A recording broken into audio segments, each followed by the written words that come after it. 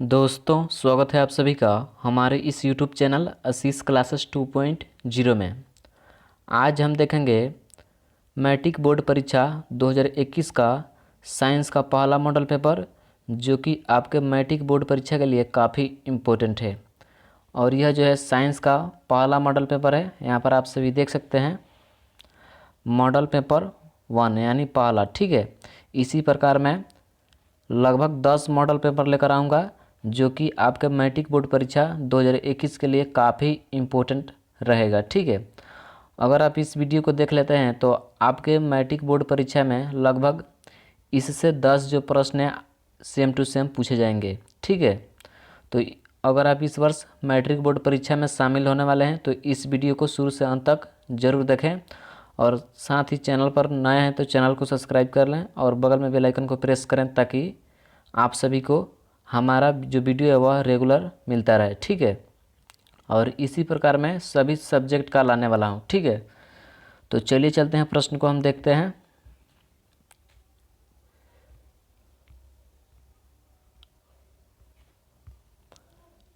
यहाँ पर आप सभी देख सकते हैं यह जो मॉडल पेपर है पहला मॉडल पेपर है, ठीक है, साइंस का यानी विज्ञान का। तो चलिए चलते हैं, प्रश्न को देखते हैं। यहाँ पर देखिए जो पहला प्रश्न है, बोला जा रहा है किस दर्पण का फोकस, देखिए यहाँ पर बोला जा रहा है किस दर्पण का फोकस दूरी ऋणात्मक लिया जाता है। ऑप्शन ए समतल दर्पण, बी अवतल दर्पण, सी उत्तल दर्पण, ऑप्शन डी बोला जा रहा है इनमें से सभी। तो फर्स्ट का सही उत्तर यहाँ पर बी हो जाएंगे। अवतल दर्पण का जो फोकस दूरी होता है वह ऋणात्मक यानी माइनस लिया जाता है। सही उत्तर हमारा जो है बी हो जाएंगे। काफ़ी महत्वपूर्ण प्रश्न है। दो यहाँ पर बोला जा रहा है लेंस की फोकस दूरी यानी एफ और वक्रता त्रिज्या आर में संबंध क्या है। काफ़ी इजी प्रश्न है। तो दो का सही उत्तर यहाँ पर जो हो जाएंगे वह बी हो जाएंगे, एफ बराबर r/2, ठीक है। दो का सही उत्तर बी हो जाएंगे। उसके बाद तीन यहाँ पर बोला जा रहा है निम्न में से किस माध्यम का अपवर्तनांक अधिक होता है। ये जो प्रश्न है 2020 में पूछा हुआ प्रश्न है। ऑप्शन ए हवा, बी जल, सी सीसा, ऑप्शन डी हीरा। तो यहाँ पर तीन का सही उत्तर ऑप्शन नंबर डी हो जाएंगे। हीरा जो है जिसका माध्यम है, जिसका जो सबसे अधिक अपवर्तनांक होता है। सही उत्तर हमारा जो है डी हो जाएंगे। उसके बाद चार बोला जा रहा है सामान्य दृष्टि के लिए सुस्पष्ट दृष्टि की अल्पतम दूरी है। काफ़ी इजी प्रश्न है, ठीक है। तो चार का सही उत्तर यहाँ पर बी हो जाएंगे, 25 सेंटीमीटर, ठीक है। चलिए अगला प्रश्न को देखते हैं। पाँच यहाँ पर बोला जा रहा है श्वेत प्रकाश का कौन सा रंग किसी प्रिज्म से गुजरने के पश्चात सबसे कम झुकता है। काफ़ी महत्वपूर्ण प्रश्न है। ऑप्शन है बैगनी, बी नीला, सी लाल, ऑप्शन डी पीला, ठीक है। तो पाँच का सही उत्तर सी हो जाएंगे। लाल का जो है, लाल जो रंग है वह कम झुकता है। सही उत्तर हमारा जो है सी हो जाएंगे। पाँच का सही उत्तर सी हो जाएंगे। उसके बाद छः बोला जा रहा है निकट दृष्टि को किस लेंस के उपयोग द्वारा संशोधित किया जा सकता है। ऑप्शन है अवतल लेंस, बी उत्तल लेंस, ऑप्शन सी द्विफोकस लेंस, ऑप्शन डी इनमें से सभी। तो छः का सही उत्तर यहाँ पर ए हो जाएंगे, अवतल लेंस।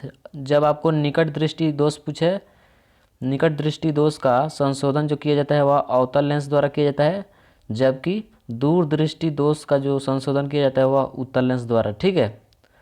और जरा दृष्टि जो दोष होता है उसे हम संशोधित करने के लिए द्विफोकस लेंस या बाईफोकस लेंस का उपयोग करते हैं, ठीक है। तो यहाँ पर बोला जा रहा है निकट दृष्टि दोष, तो इसलिए हमारा सही आंसर जो होगा वह ए हो जाएगा। उसके बाद सात यहाँ पर बोला जा रहा है विद्युत प्रतिरोधकता निर्भर करता है। काफ़ी महत्वपूर्ण प्रश्न है। बोला जा रहा है विद्युत प्रतिरोधकता निर्भर करता है। ऑप्शन है चालक की लंबाई पर, बी चालक की अनुप्रस्थ काट क्षेत्रफल पर, ऑप्शन सी चालक के पदार्थ की प्रकृति पर, ऑप्शन डी इनमें से सभी पर। तो सात का सही उत्तर यहाँ पर सी हो जाएंगे, चालक के पदार्थ की प्रकृति पर। सही उत्तर हमारा जो है क्या हो जाएंगे, सी हो जाएंगे। चलिए अगला प्रश्न को देखते हैं।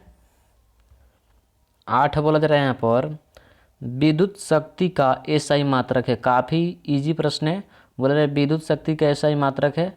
ऑप्शन ए वाट, बी वाट/घंटा, option C unit, option D ohm, ठीक है। तो 8 का सही उत्तर ए हो जाएंगे। विद्युत शक्ति का ऐसे मात्रक वाट होता है, ठीक है, जिसे हम डब्ल्यू से डिनोट करते हैं।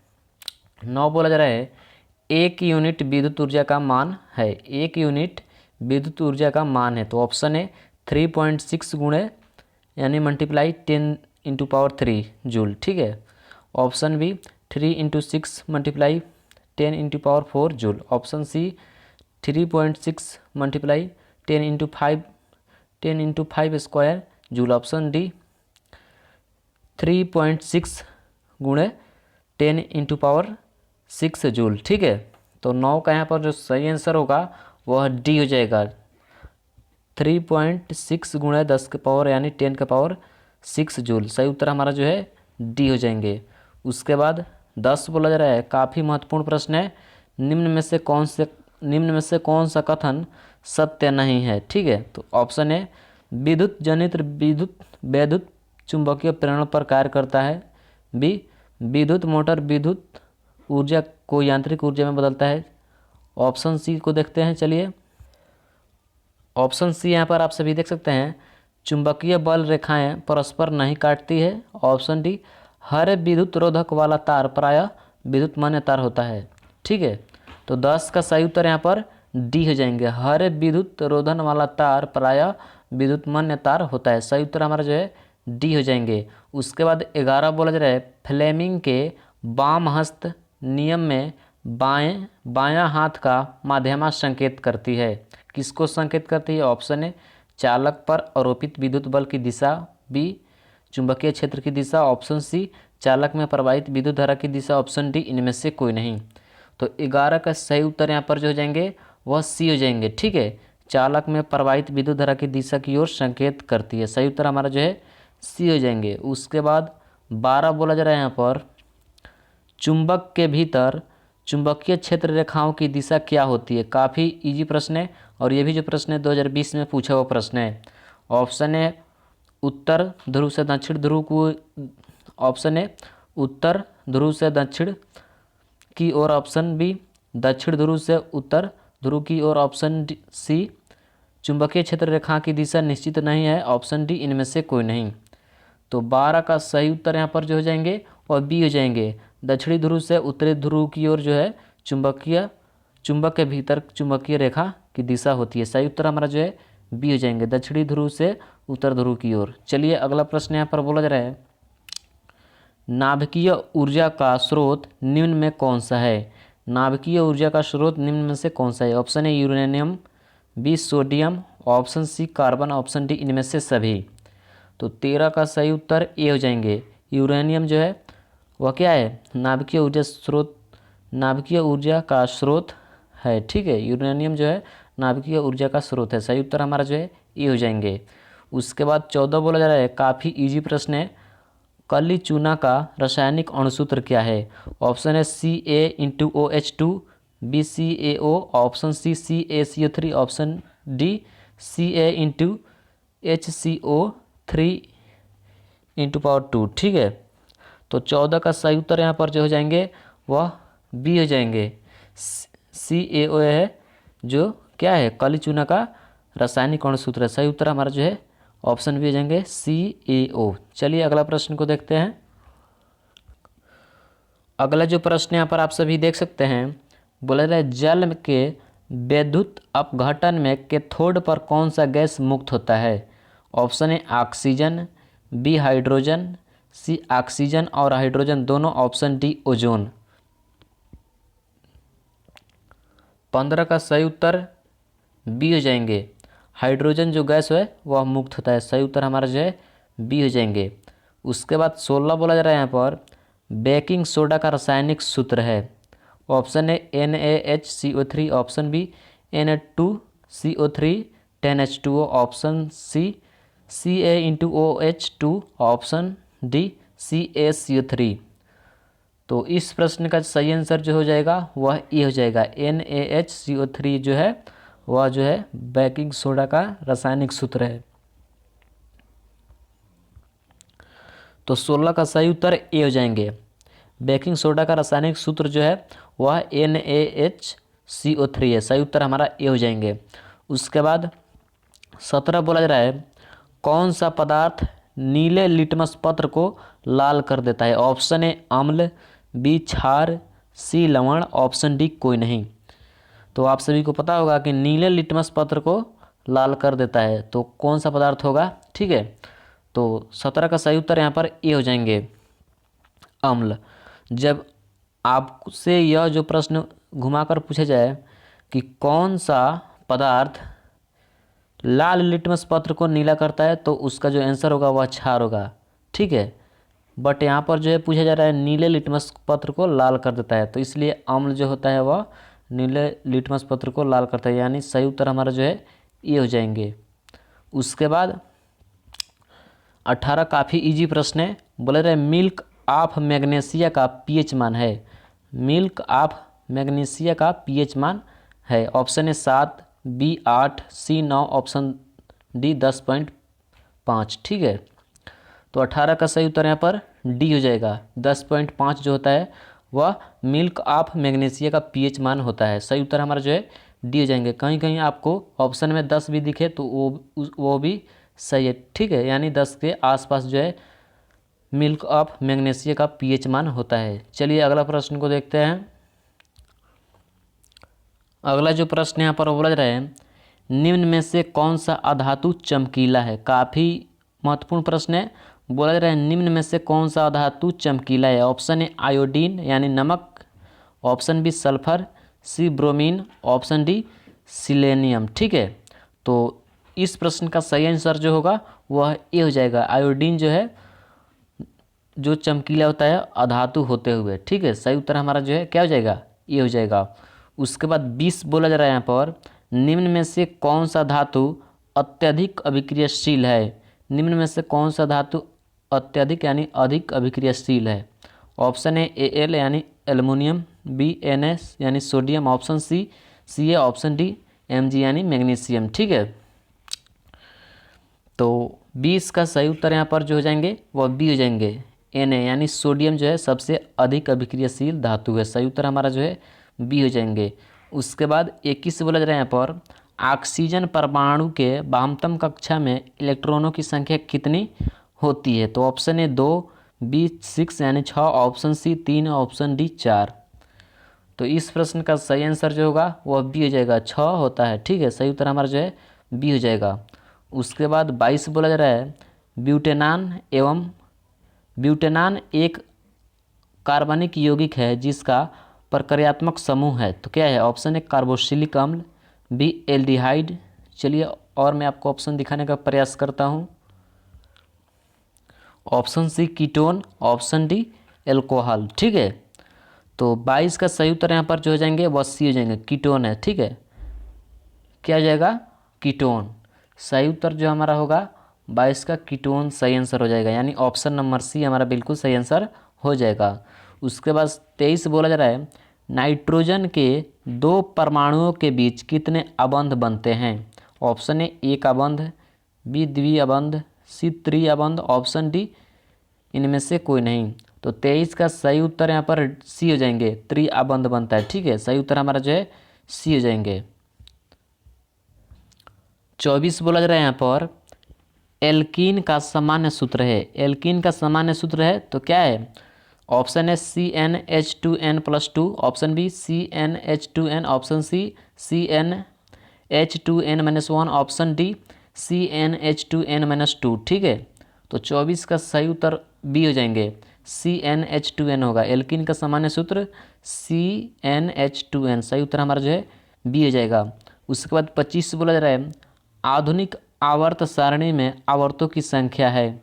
आधुनिक आवर्त सारणी में आवर्तों की संख्या है तो कितनी है? ऑप्शन है 7, बी 8, ऑप्शन सी 9 और ऑप्शन डी बोला जा रहा है 18। ठीक है, तो 25 का सही उत्तर यहाँ पर ए हो जाएंगे, 7 है। सही उत्तर हमारा जो है क्या हो जाएंगे? ए हो जाएंगे। आधुनिक आवर्त सारणी में आवर्तों की संख्या जो है वह 7 यानी 7 है। उसके बाद 26 बोला जा रहा है, समूह में ऊपर से नीचे जाने पर परमाणु आकार में क्या परिवर्तन होता है? काफ़ी महत्वपूर्ण प्रश्न है। बोला जा रहा है, समूह में ऊपर से नीचे जाने पर परमाणु आकार में क्या परिवर्तन होता है? ऑप्शन ए परमाणु साइज बढ़ता है, बी परमाणु साइज घटता है, सी परमाणु साइज अपवर्तित रहता है, ऑप्शन डी इनमें से कोई नहीं। तो 26 का सही उत्तर ए हो जाएंगे। परमाणु साइज बढ़ता है जब हम ऊपर से नीचे की ओर जाते हैं तो परमाणु साइज जो है बढ़ता है। सही उत्तर हमारा जो है ए हो जाएंगे। चलिए अगला प्रश्न को देखते हैं। अगला जो प्रश्न यहाँ पर बोला जा रहा है, कौन सा एंजाइम इमल्सीकृत वसा का पाचन करता है। काफ़ी महत्वपूर्ण प्रश्न है। बोला जा रहा है कौन सा एंजाइम इमल्सीकृत वसा का पाचन करता है। ऑप्शन है पेप्सिन, बी ट्रिप्सिन, सी लाइपेज, ऑप्शन डी कोई नहीं। ठीक है, तो 27 का सही आंसर जो होगा वो सी हो जाएगा, लाइपेज। ठीक है, कौन सा एंजाइम इमल्सीकृत वसा का पाचन करता है, तो वह जो है लाइपेज होगा। सही उत्तर हमारा जो है ऑप्शन नंबर सी हो जाएगा। चलिए अगला प्रश्न को देखते हैं। अगला जो प्रश्न यहाँ पर बोला जा रहा है, सामान्य प्रकुंचन रक्तदाब होता है। सामान्य प्रकुंचन रक्तदाब होता है तो कितना होता है। Option A 80 mm, B 100 mm, option C 120 mm, option D 130 mm। तो 28 का सही उत्तर यहाँ पर जो हो जाएंगे वो सी हो जाएंगे। 120 mm जो है मनुष्य का, सामान्य मनुष्य का रक्तदाब होता है। सही उत्तर हमारा जो है सी हो जाएंगे, 120 mm। उसके बाद 29 बोला जा रहा है, पत्तियों में प्रकाश संश्लेषण द्वारा बना भोजन पादप के अन्य भागों में किसके द्वारा भेजा जाता है। ठीक है, बोला जा रहा है पत्तियों में प्रकाश संश्लेषण द्वारा बना भोजन पादप के अन्य भागों में किसके द्वारा भेजा जाता है। ऑप्शन है जाइलम द्वारा, बी फ्लोएम द्वारा, सी रंध्र द्वारा, ऑप्शन डी इनमें से सभी। तो 29 का सही आंसर जो हो जाएगा वह बी हो जाएगा, फ्लोएम द्वारा। ठीक है, सही उत्तर हमारा बी हो जाएंगे।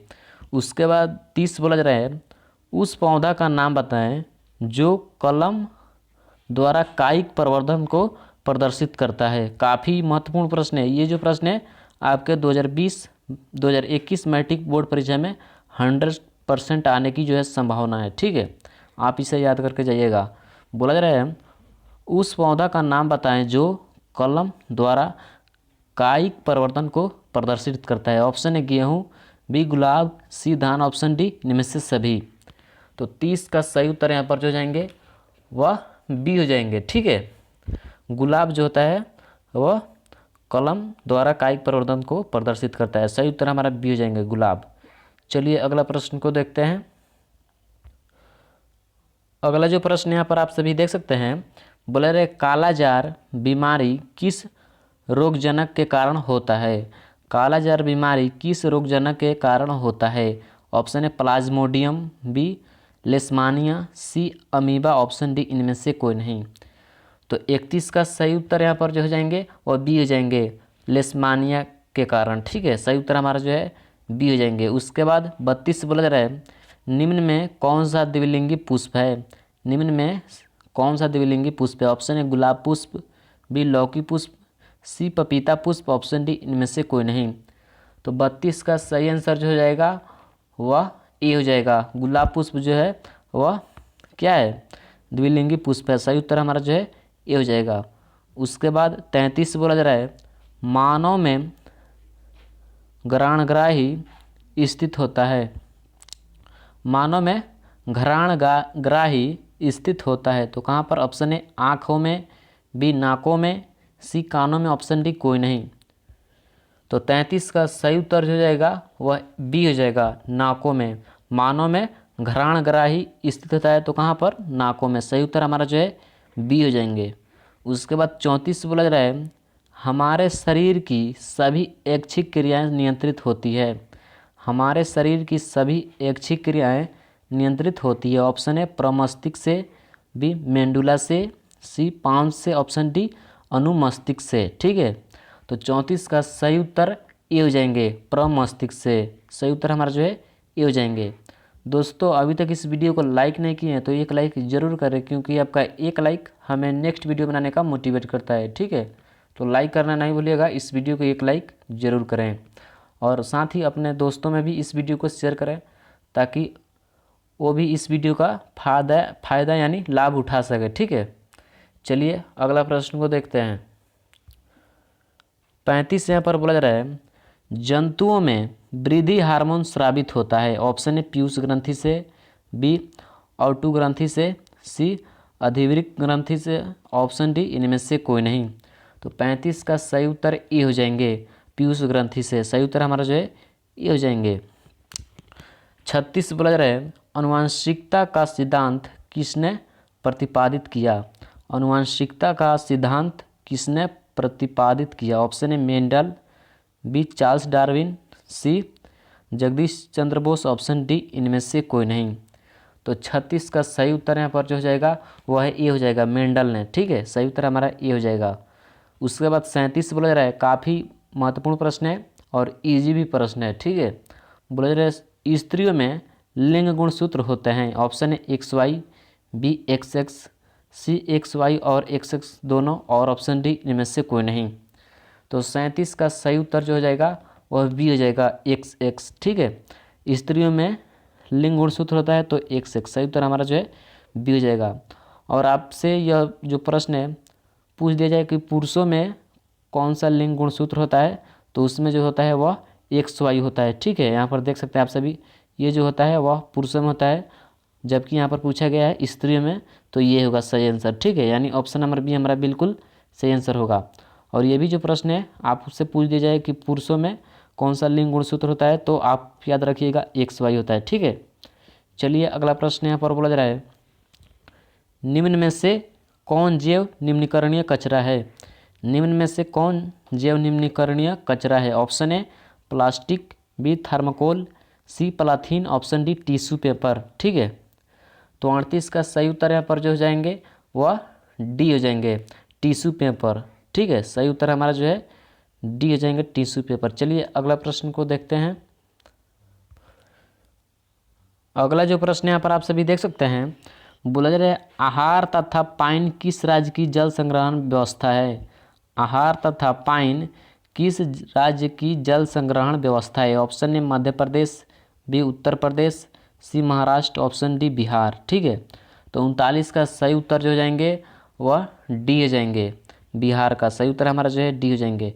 उसके बाद 40 बोला जा रहा है प्राकृतिक संसाधनों का प्रबंधन के लिए सबसे उपयुक्त विकल्प निम्न में से कौन सा है। ठीक है, बोला जा रहा है प्राकृतिक संसाधनों का प्रबंधन के लिए निम्न में से सबसे उपयुक्त विकल्प निम्न में से कौन है। ऑप्शन ए कम उपयोग, बी पुनः चक्रण, सी पुनः उपयोग, ऑप्शन डी इनमें से सभी।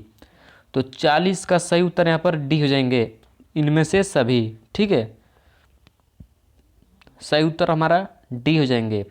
उसके बाद 41 बोला जा रहा है निम्नांकित में से कौन मलेरिया परजीवी है। Option A plasmodium, B leishmania, C protozoa, option D इनमें से कोई नहीं। तो 41 का सही उत्तर यहाँ पर जो हो जाएंगे वह ए हो जाएंगे, प्लाज्मोडियम। ठीक है, निम्न में से कौन मलेरिया परजीवी है, तो प्लाज्मोडियम। सही उत्तर हमारा ए हो जाएंगे। चलिए अगला प्रश्न को देखते हैं। 42 बोला जा रहा है यहाँ पर निम्न में से उत्तम ऊर्जा स्रोत कौन सा है। निम्न में से उत्तम ऊर्जा स्रोत कौन सा है। ऑप्शन ए कोयला, बी लकड़ी, सी पेट्रोलियम, डी बायोमास। तो 42 का सही उत्तर जो हो जाएंगे वह क्या हो जाएंगे, 42 का सही उत्तर ऑप्शन नंबर हमारा जो है डी हो जाएंगे, बायोमास। ठीक है, सही उत्तर हमारा जो है डी हो जाएंगे। निम्न में से कौन उत्तम ऊर्जा का स्रोत है, निम्न में से उत्तम ऊर्जा स्रोत कौन सा है, तो बायोमास। सही उत्तर हमारा जो है डी हो जाएंगे। उसके बाद 43 बोला जा रहा है सल्फर परमाणु की वाहकत्म कक्षा में इलेक्ट्रॉनों की संख्या कितनी होती है। Option A 4, B 5, C 6, option D 7। ठीक है, तो 43 का सही आंसर जो हो जाएगा वह सी हो जाएगा, 6। ठीक है, सही उत्तर हमारा सी हो जाएंगे। उसके बाद 44 बोला जा रहा है मानव हृदय में कोष्ठों की संख्या कितनी है। मानव हृदय में कोष्ठों की संख्या कितनी है। काफ़ी इजी प्रश्न है। ऑप्शन है 2, बी 3, सी 4, ऑप्शन डी 5। तो 44 का सही उत्तर सी हो जाएंगे, 4 है। ठीक है, मानव हृदय में कोष्ठों की जो संख्या होती है वह 4 होती है। सही उत्तर हमारा जो है सी हो जाएंगे। उसके बाद 45 से बोला जा रहा है कवक में पोषण की कौन सी विधि पाई जाती है। कवक में पोषण की कौन सी विधि पाई जाती है। ऑप्शन ए मृतजीवी, बी संभोजी, सी स्वपोषी, ऑप्शन डी इनमें से कोई नहीं। तो 45 का सही उत्तर ऑप्शन नंबर ए हो जाएंगे, मृतजीवी। चलिए अगला प्रश्न को देखते हैं। अगला जो प्रश्न यहाँ पर बोला जा रहा है, निम्न में से कौन सा असंतृप्त हाइड्रोकार्बन है? निम्न में से कौन सा असंतृप्त हाइड्रोकार्बन है? ऑप्शन है CH4, option B C2H6, option C C2H4, option D इनमें से कोई नहीं। तो 46 का सही उत्तर ऑप्शन नंबर हमारा सी हो जाएगा। ठीक है, C2H4 जो है वह असंतृप्त हाइड्रोकार्बन है। सही उत्तर हमारा जो है सी हो जाएंगे। 46 का सही उत्तर सी हो जाएंगे, C2H4।